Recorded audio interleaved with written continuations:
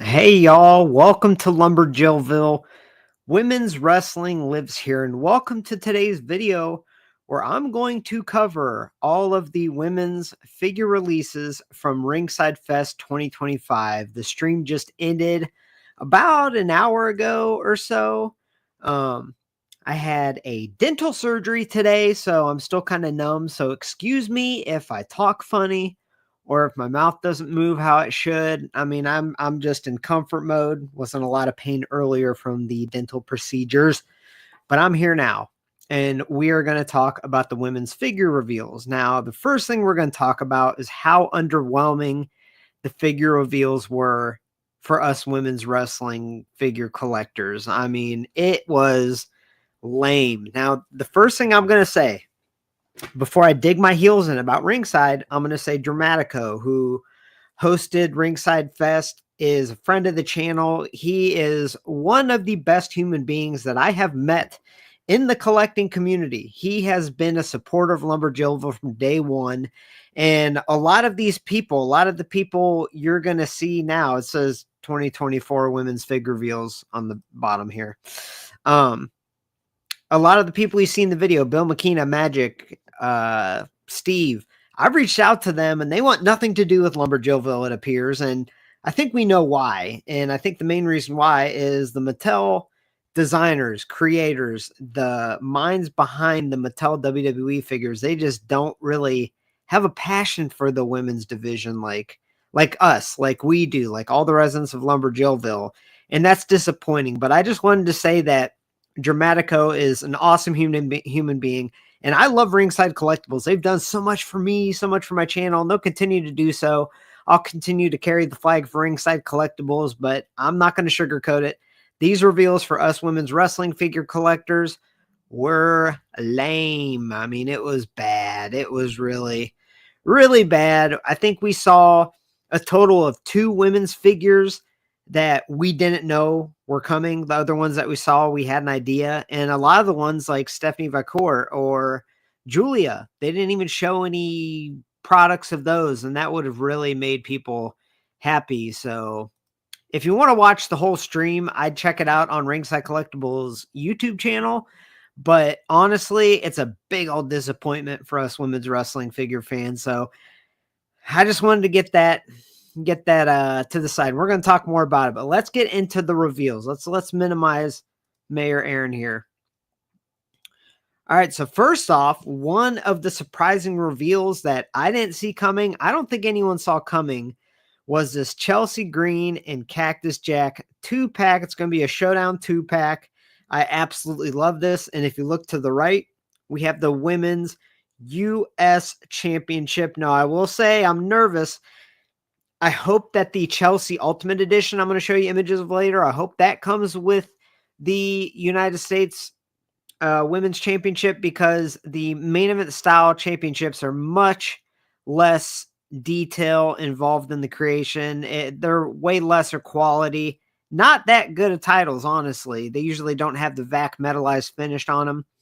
So hopefully we do get that title with the Ultimate Edition Chelsea, but let's just focus on the Cactus Jack Chelsea. How cool is this? Now, I was a little annoyed that she's not getting this look in elite form, like they had to package her with a male. Like, hey, newsflash to Mattel. Hold on. Let me make this clear. Newsflash to Mattel. Chelsea Green sells. Chelsea Green would sell. You don't need to include her with Cactus Jack to sell it. Okay. I just had to say that. But yeah, so I mean, it is what it is. I'm definitely going to scoop this 2-pack up. Now, the good news is the Showdown 2-pack seem to be a lot more available than the main event women's figures that have been so scarce, so hard to find, so extremely difficult to come by. So at least we're not getting this Chelsea on a single release main event, because I would be stressing about trying to get it, trying to obtain it. So it's kind of cool that it comes with Cactus Jack, I guess. I mean, I've no need for the cactus, but either way, it's cool that we're getting Chelsea in this look. Looks like a cool figure. So we'll see. Now, that's the only main event style women's figure that they showed in these reveals. Now, yes, we do have a Sol Ruka coming out. We have a couple other ones that they have showed 3D renders of previously. but we didn't see any new ones and we didn't see any final products, which I don't know. It's one of those things. The women's main event figures have been so terribly hard to come by that I would be annoyed, but I almost wouldn't be super mad if they just took women out of the main event line, because it's to the point where it's just not fair. It's just not right having to spend double, triple the price of what a main event figure goes for just to get a female. I've really been frustrated by that. I've gotten no answers. I've reached out to Bill, Steve, Magic, and nobody wants to talk to Mayor Aaron in Lumberjellville because, quite frankly, I think they want to appear on podcasts and shows that are going to kind of glaze them, as you know, the kids say. So yeah, that's the only main event women's figure we saw. Next up, this was surprising. We have a retro Rhea Ripley. Now, I have to pick this up. I'm definitely going to pick this up. I'm not into retros. You know, I have the Wendy Richter, I have the China, I have the Alundra Blaze, and guess what? They all have the same body. And this Rhea has the exact same body. So it is what it is. They have one female body, but at least we're getting a Rhea Ripley. It looks really, really cool. I'm definitely going to get it and review it and add it to my Rhea shelf. But yeah, the retro line, I just feel like there's no excitement around that retro line, which is sad because many years ago, the Major Wrestling Figure Podcast, they made a big stand like, hey, we want retros, bring back retros. And they brought them back. And I'm going to be honest with you, even if you listen to the Major Wrestling Figure Podcast, they don't even collect the WWE retros anymore. They have like no excitement for those. So if they're not excited about the retro line, I don't know who should be at this point. But I am, to be honest with you, I am excited for this Rhea because I want to see her included in a lot of different lines. I want her to be peppered in these lines like CM Punk is, like Cody is, and like Logan Paul is. So it is cool to see her in a different form factor. I love Rhea. So this is probably my favorite reveal. And we knew this is coming. We saw an unpainted render of this Roxy. Now, what's cool is in the image in the upper right, you see that she has a soft goods jacket. She's supposed to come with that soft goods jacket. I love it. I think the previous Roxanne Perez left a lot to be desired. It really did. It really wasn't all that great. The likeness was way off. The attire was cool on it. And for a first of the line figure, it was okay. But it left a lot to be desired. And I think this figure looks freaking amazing. I mean, I'm going to order at least 4 of these things. It's one of those cases where I order so many of the women's figure because I just love it so much. I love Roxy. I love this figure. Judgment Day Roxy, everybody. Now, I want to see her lipstick darker. If they release this figure and they don't give her dark lipstick, do they even watch the product? Do they even watch WWE at all? You know what I mean? They made that mistake on the last Roxy by not giving her like a bright red lipstick. And here it looks like they're not giving her the dark lipstick. So let's hope that they make a change.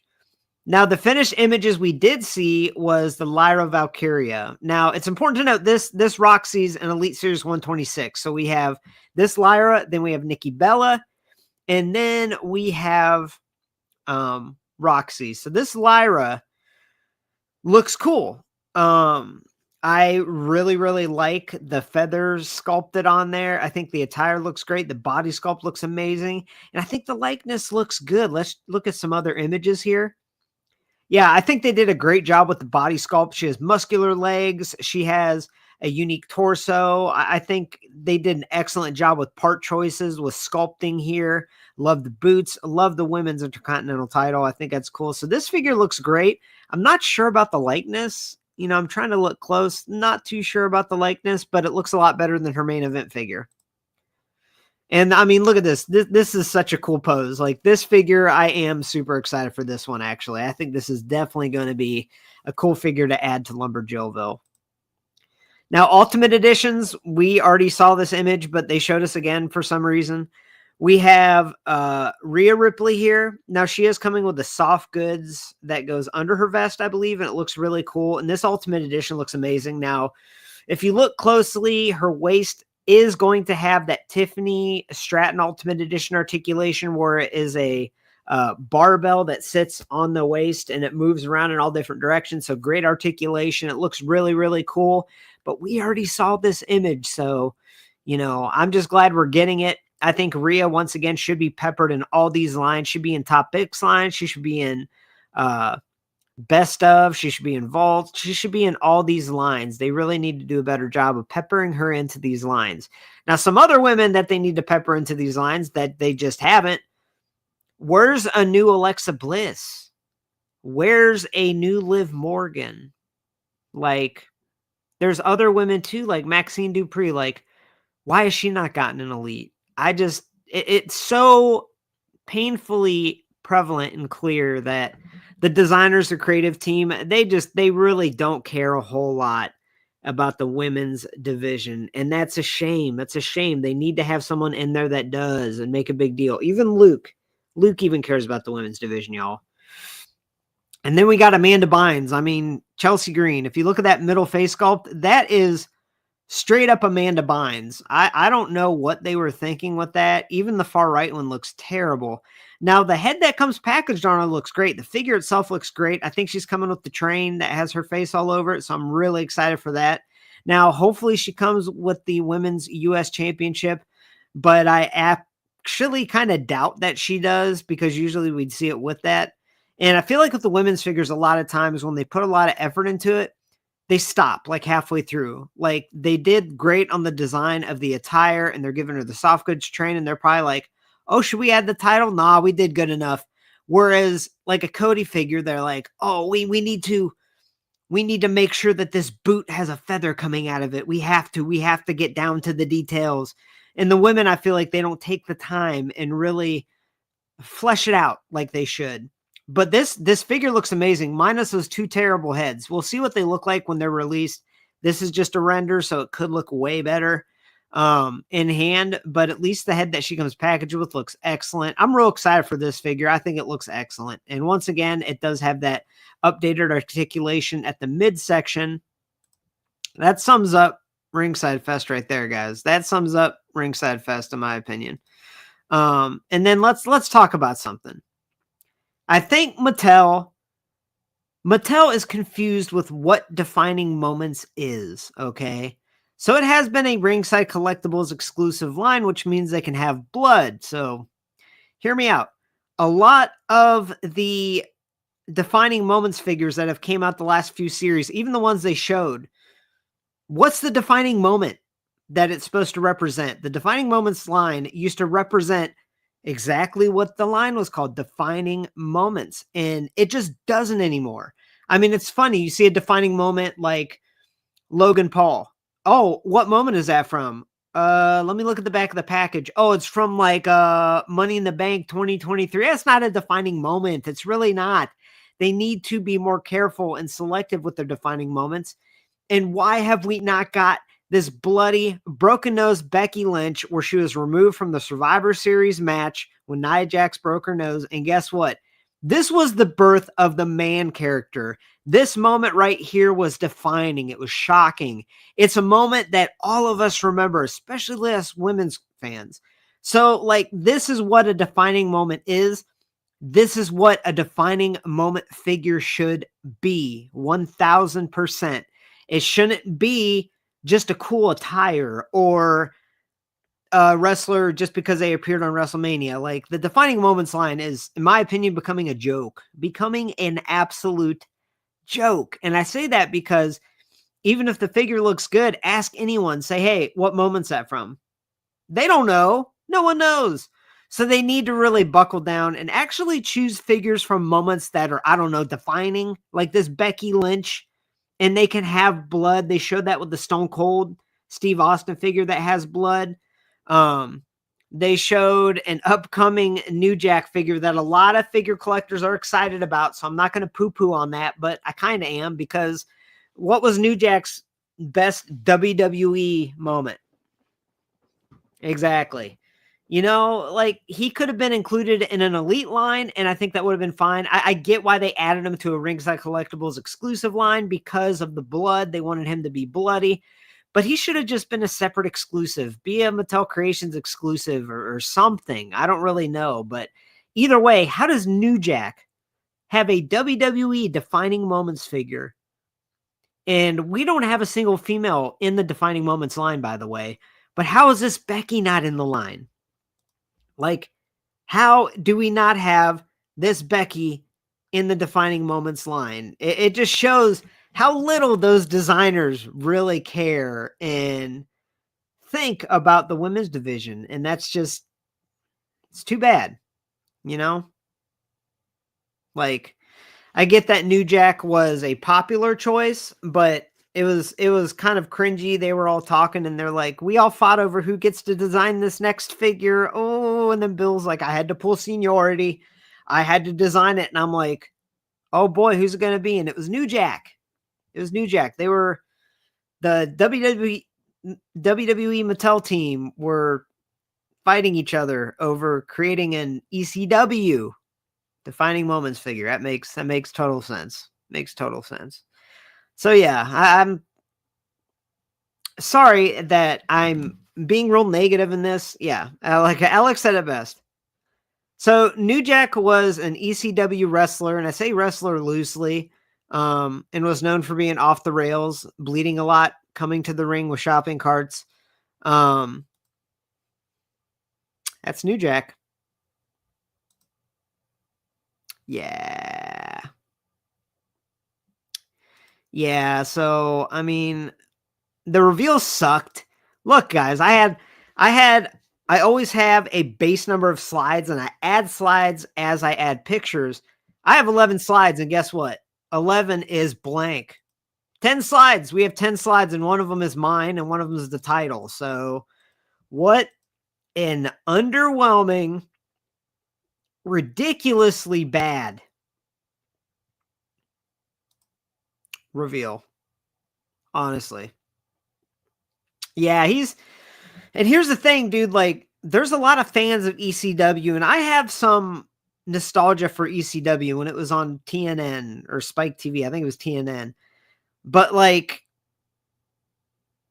I don't know. At this point, it's disheartening being a women's wrestling figure collector because we already have to, I have to work harder on my channel to get people interested, to get viewers, to get subscribers. But when they make the figures so hard to get and they don't release a lot of them, it ruins the overall appeal of the women's figures to all collectors, not just us. It really does. So, yeah, Roxanne did not have that. So let's talk about this.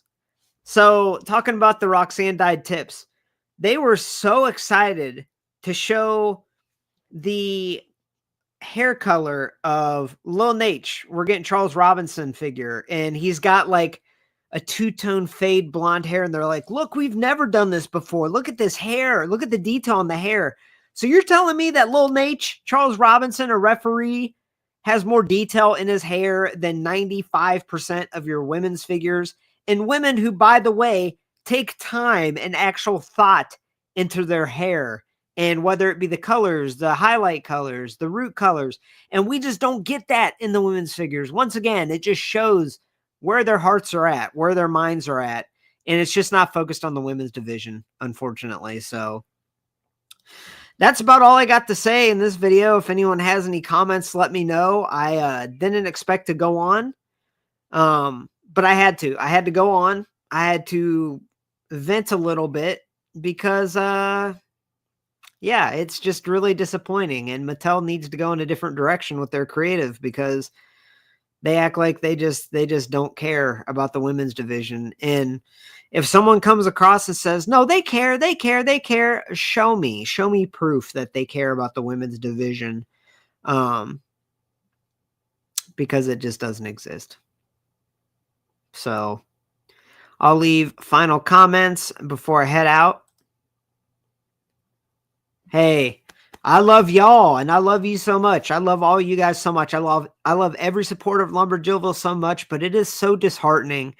And I mean, if you go back and look at the views of my Jilloween videos, like, the views have really gone down in Lumberjillville. And I think that coincides with the overall appeal. Like, we have the Lumberjillville community where we all love and support women's wrestling figures, but there's a lot of collectors that they just don't care about the women anymore. And the reason why is because they've made the main event women so hard to get. and even the elites aren't as plentiful. Like, they've really done a good job making general collectors not care about the women, and that affects me, that affects Lumberjillville, that affects everybody. So it's super disappointing, but I love what I do. I love Lumberjillville. I love every single one of you. And stay tuned. I'll be watching NXT tonight, and I'll be writing some notes. And tomorrow at noon, I'll be releasing the brand new episode of the NXT Women's Weekly Wrap-Up, where I cover NXT Gold Rush Week 2. So I'm really excited. I think the NXT women's division is the best women's division out there. So make sure to tune in. That's a new series I'm putting a lot of work into that I really love. It's got a lot of passion behind it. So please check it out, y'all. Now, other than that, I think the Nikki Bella Elite should be here by the end of the month, early December. And yeah, I have a lot of other ideas. I need to do a room collection tour. My background is all messy. I apologize for the setup there.